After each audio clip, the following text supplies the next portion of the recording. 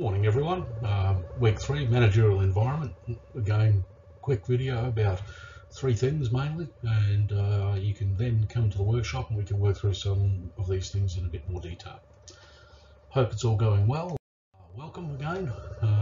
So this week, the general environment, the specific environment, and environmental uncertainty. They're all darn important things to know in terms of being a manager and affect the business in a myriad of ways every day. Let's get into it. So first off, have a quick look at this diagram and you'll see that here we've got the outside box, the general environment, and the inside box, the specific environment, which I'll deal with in a second.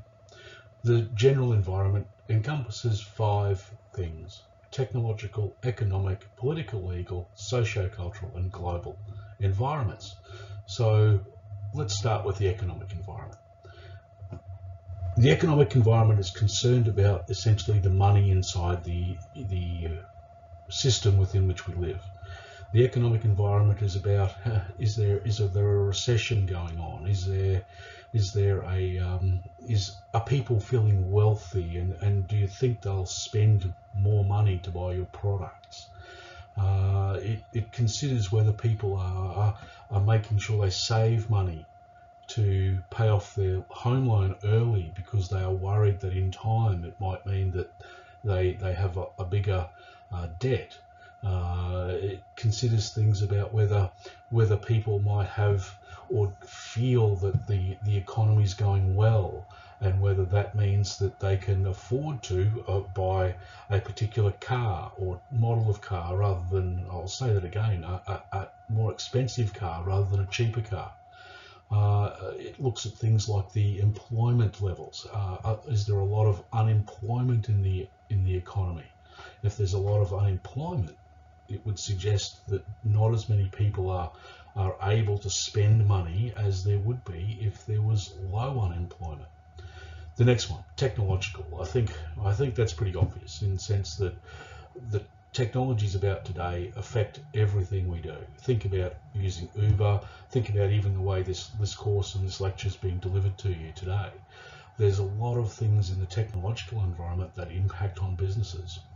Now, we can look at this in 2 different ways. The technology in terms of the product that we're serving. So, for example, the Uber or an organization that puts an app together to allow you to purchase their product easier, or the process by which things are done inside the organization. So, for example, in a trucking company, they'd use GPS now a lot more than they did, say, 20 years ago. As a result, I'm able to manage my drivers and my deliveries far more effectively and efficiently, remember those words from last week, far more effectively and far more efficiently than what I had been in the past. I'll know where they are at any point in time. I'll be able to look at their driving habits, for example, if they speed too much, and correct that in terms of workplace health and safety. So technology can be seen as in sort of 2 ways. One, the product itself that we're selling and how that might be affected by technology, and the processes behind the scenes and how they might be affected by technology. The political legal environment, again, I think that's fairly obvious. It's all about the politics of the country you're in and the legal regulations that your company, business, organization, industry has to face. So, for example, well, I'm not suggesting that people should be watching Parliament every day to decide what's happening there, but they'd certainly be mindful of changes in legislation. For example, possibly the introduction of harsher or harder workplace health and safety law, or an introduction of a law regarding sustainability and corporate social responsibility, and how that might affect a particular business. And I've sort of indicated the introduction of laws, but also the taking away of laws. For example, if a law gets removed in, let's say, workplace health and safety again, how does that affect what the business might now be able to do differently in terms of its processes and the things that it does, that might make it more effective and more efficient and therefore more profitable. So there's ways that laws can be implemented that might cost money, and there's laws that, and then obviously laws that can be removed to allow more profitability. The political side of that's about the way our political system works. So in Australia, we have a capitalist socialist democracy. We understand that profit is important and it needs to be held in the hands of owners or shareholders of businesses. And as part of our mindset in Australia, we look at how we might redistribute that profitability into people that are not so wealthy or so fortunate. We'd also look at, in terms of the political side of things, the way our system works. So we have essentially a two-party federal system. That means there are two main parties and they vie for political power in elections. Now there's a whole lot of other little parties as well, and as you know probably from the news, a lot of independents that can control parliament or hold power at certain times. It does get a bit complex. I won't go into the details. I'm just trying to highlight to you that there's two aspects of it: political, if you like, parliament that makes the laws, and then legal, where that's put into place and forces businesses to do certain things. The fourth one there, socio-cultural. So that's a pretty important one. Think about how in your time things have changed in our society. For instance, for me, one of the more common things now is a focus on sustainability. When I was 20 years younger, 30 years younger, there was very little talk about it. Corporate social responsibility was there, but it was a nice thing to do. As opposed to what it is now, is it's required. People are now looking at, for example, the triple bottom line and making sure that they not only make profit, but they look after the environment and they look after society at the same time. The increase of social enterprises, that is, organisations that create a good or a service that helps society. Hopefully it's profitable as well, but it helps society, and that's the main thing. Another aspect of the socio-cultural dimension of the environment is the demographics. Are we working in an environment where people are quite wealthy, or are we working in an environment where people are quite poor? So for example, in Australia, Western society, generally speaking, we have a fairly fortunate life. You know, I'm sure you've heard the term Australia, the lucky country. So we've certainly got some benefits here compared to some nations where we call them developing nations, or nations that are essentially at war. So we've got a lot of benefit, whereas in other places there might not be so much benefit. How would you change your market? How would you do things differently in those different countries? Pardon me, the last one there, global. So that's looking at the whole the relationships around the world. How are they being affected by things like the global financial crisis? Of course, that's related to economic as well. How are they being affected by different countries' approaches to trade, like you'd see in America at the moment, becoming far less focused on free trade and looking at a bit more isolationist tendencies. The impact of Brexit, I'm sure you've seen in the news about the United Kingdom leaving the European Union. How will that affect the United Kingdom, and then how will that affect rolling on or down the track relationships or trade with other nations such as Australia, the United States, New Zealand, for example. One would suggest that a lot of the time this is interrelated. What happens in one country can't be sort of dismissed, and it needs to be taken note of in other nations. The global financial crisis is again a very good example of how this affected Australia. Okay, so that's it for the general environment. Let's look now at the specific environment. Pardon me. So the idea here is the general environment encompasses everything that we have to do in a macro sense, about the nation, about society at large. The specific environment is really about the organisation itself, as it says there in the middle. So this is about, as you can see, your customers, suppliers, and I'll get to the others in a second, but let's start with customers. So clearly you've got customers in an organisation. If you don't have customers, you might have members or so forth, if it's a non-profit. So clearly, obviously our customers are very important. Without our customers, we don't know what we can sell, where we can sell it. Their feedback is important to us. Suppliers supply us our goods. So our inputs, if I can use the term from last week. So we need to recognise our suppliers, and a focus on suppliers has become much more important in recent years. Businesses are now being asked to ensure that their suppliers are doing the right thing. So for example, the manufacturing of shoes, usually I use Nike as an example, they have come under considerable criticism in the past decade for using slave labour in Asian countries. So there's been boycotts of their shoes. Another one would be the way Woolworths is being challenged, and I shouldn't say just Woolworths, Coles and Aldi are being challenged to look after the dairy farmers who are supplying our milk by raising the prices a little bit for us. So there's a big impact now in the specific environment for suppliers. Competitors, what can I say about competitors? Competitors are sometimes our enemy, but also sometimes our collaborator. There's many instances where we want to, it's a bit harsh, but we want to harm our competitors. We want to make more money. We want to take their customers. We want to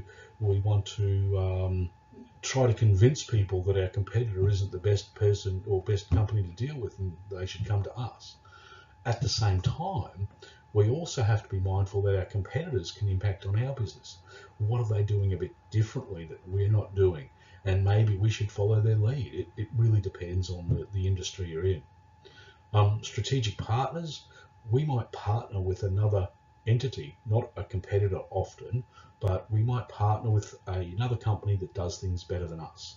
So for example, if I'm Woolworths, I'm a brilliant retailer. I have great displays, I have shops, I have customers coming in my front door and buying stuff off the shelves, but I'm not such a good transport company. So I might partner with a company like Linfox and make sure that they look after me or my company Woolworths far better than they look after my competitors, for example.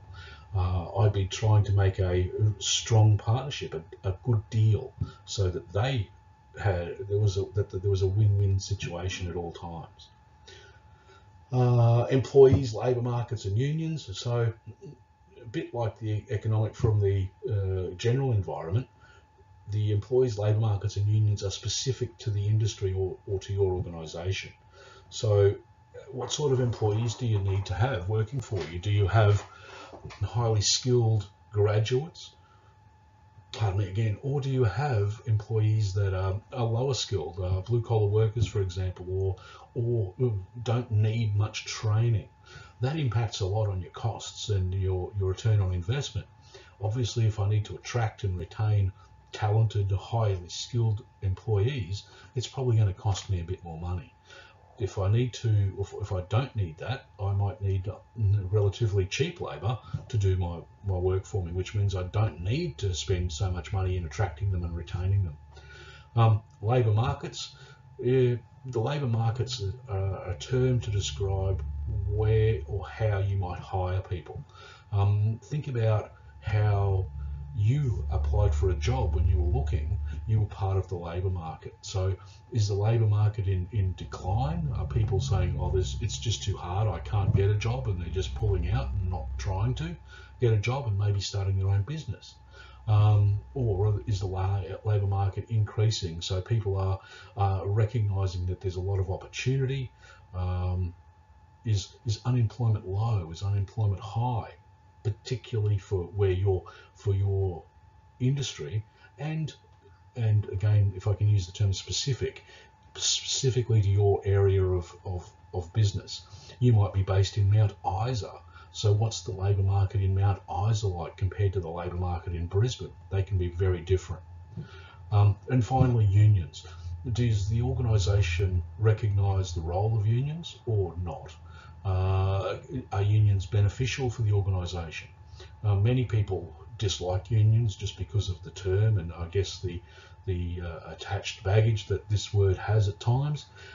Unions can be beneficial. It can be often easier to work with one union to get things sorted out with your employees than it is to work with every employee individually. And lastly, lastly, interest groups. Interest groups are like lobby groups. Think World Wildlife Fund, think RSPCA, think St Vincent de Paul, think the Salvation Army. They are groups, and they don't have to be institutions or organisations like that. They can simply be the people who are trying to stop the Adani mine. They can be the local community protesting about a new development. An example of that is when Woolworths started to put a Woolworths store in Maleny. There was a lot of resistance from the local community about what that might do to the community, and so they tried to stop it, and they were ultimately unsuccessful, but they tried for quite some time to prevent that. And lastly, they're regulators. So these are the organisations that regulate your business. So there's some common stuff, like I mentioned before, in the general environment, like workplace health and safety laws, anti-discrimination laws and things like that.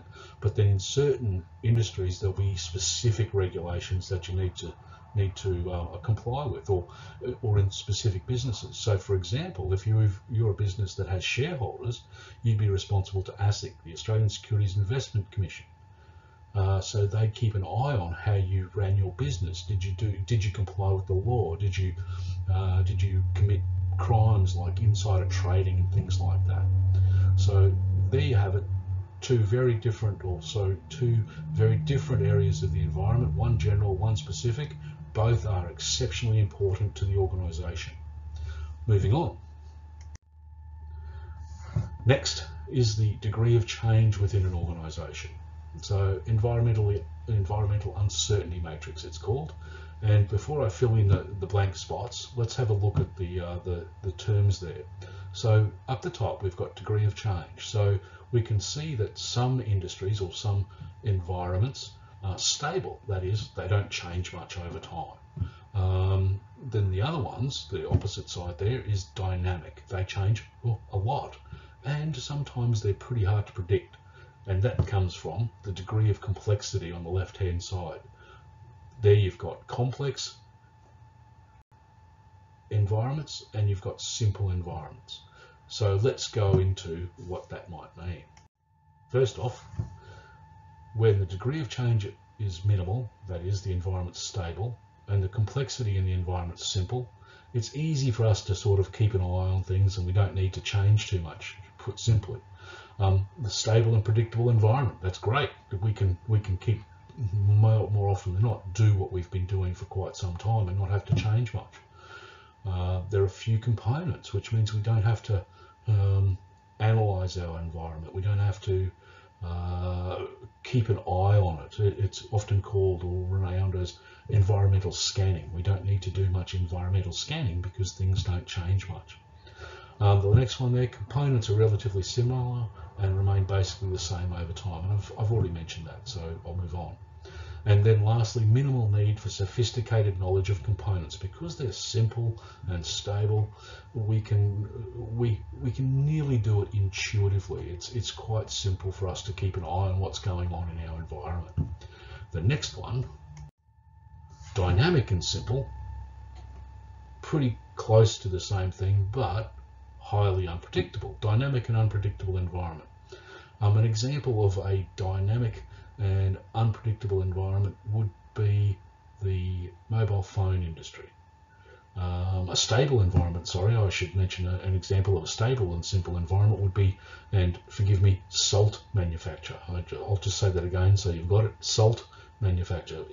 That hasn't changed very much in decades. Okay, back to dynamic. Few components similar because it's simple. It's a simple degree of complexity. Components are relatively similar but are continually changing over time. So this adds a bit of difficulty into management because we've got those components that are relatively similar but they change. So we might have, for example, legislation that's always there to monitor us, but different governments want to change that legislation depending on their political views. So we might have the legislative component of our general environment existing but changing quite regularly. An example of that might be workplace legislation, workplace laws like the Fair Work Act. The last one there, minimal need for sophisticated knowledge of components, again because its degree of complexity is quite simple. Okay, now we move into complex environments.